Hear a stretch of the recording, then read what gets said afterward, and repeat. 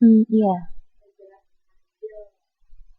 di teori ini tuh mereka menekankan gimana berbagai investasi itu untuk memaksimalkan laba. Gimana kita caranya buat memaksimalkan laba gitu di teori ini.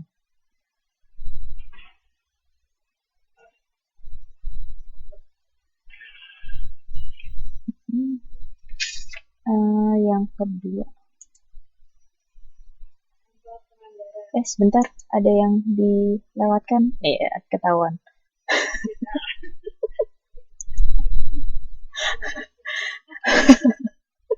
Iya, ketahuan. Ini.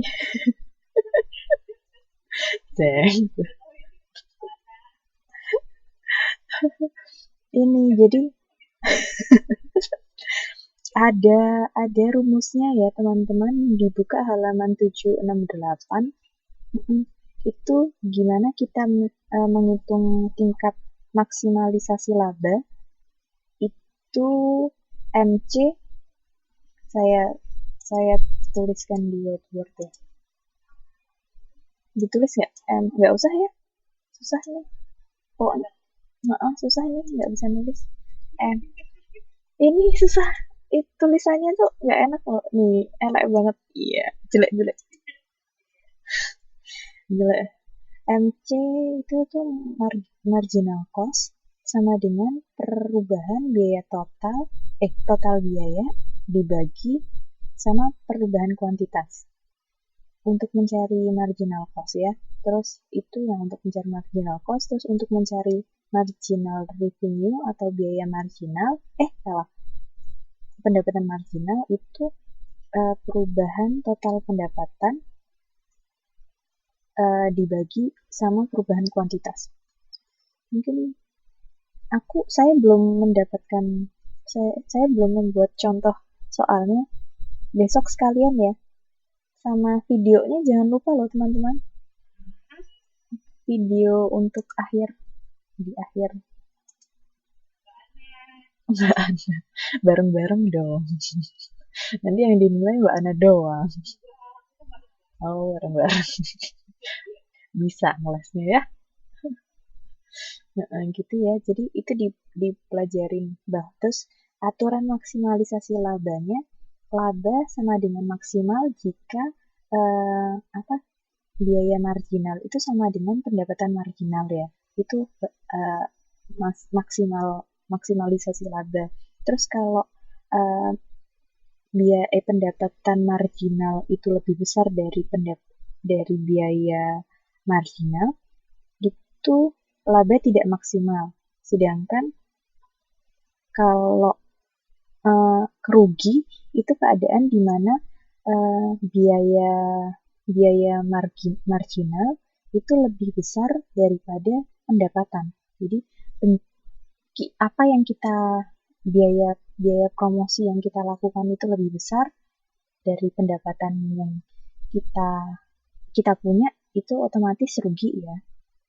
Pokoknya kalau maksimalisasi laba tuh MC sama dengan MR. Kalau MC itu kan cost ya, cost itu biaya, R itu pendapatan gitu aja. Nah kalau umpamanya lagi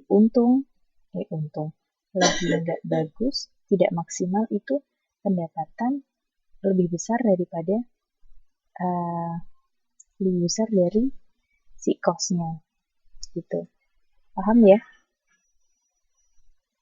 Lanjut. Paham?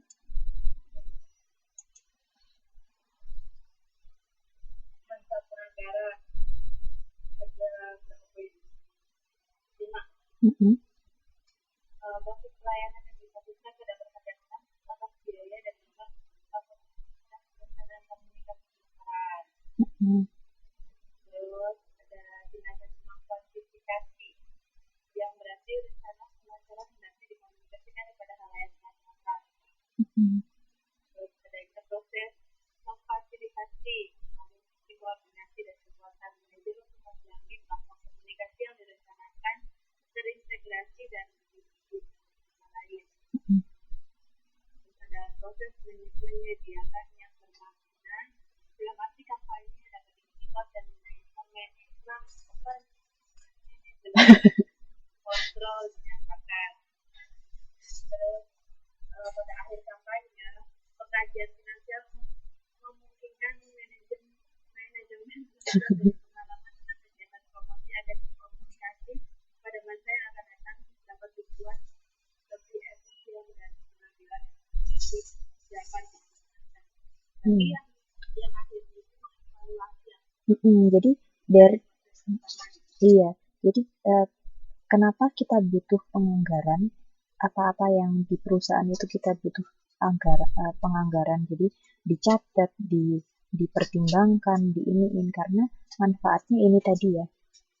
Untuk yang paling akhir juga yang paling penting karena kita dari kita tahu penganggaran yang kita keluarkan seperti apa gitu, kita catat dan kita rinci, kita pertimbangkan itu, kita bisa mengevaluasi apakah kita berlebihan ataukah kita bisa melakukan pengembalian investasi ataukah untung. Terus kalau untung kita buat kedepannya kayak apa biar seperti itu gitu ya, dievaluasi. Ya kayak kita kalau kita nganggarin biaya belanja kita deh, misalnya kalau kita habis gajian gitu, kita kan bakalan biaya makan segini, kita ada rincian kan, biaya makan paling enggak segini gitu, nggak boleh lebih gitu kalau bisa. Terus habis itu belanja kayak gini segini, terus akhirnya ada saving. Kalau kita kan sebagai pribadi gitu, bukannya laba tapi kita melakukan saving money, nabung gitu. Ada nggak yang kita saving buat kedepannya kayak gitu.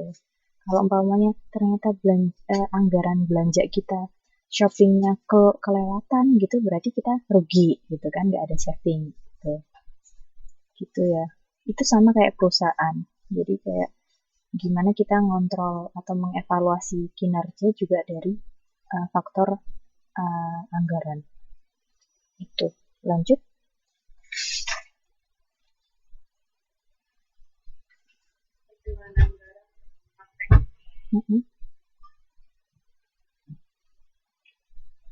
Ini kalau yang ini, jadi kalau sebelum kita melakukan suatu promosi, kita kan menganggarkan dulu. Ya kayak tadi tidak sampai tadi berapa yang kira-kira bakalan dikeluarkan dalam jadi kan berkaitan dengan juga pengeluaran lain. Jadi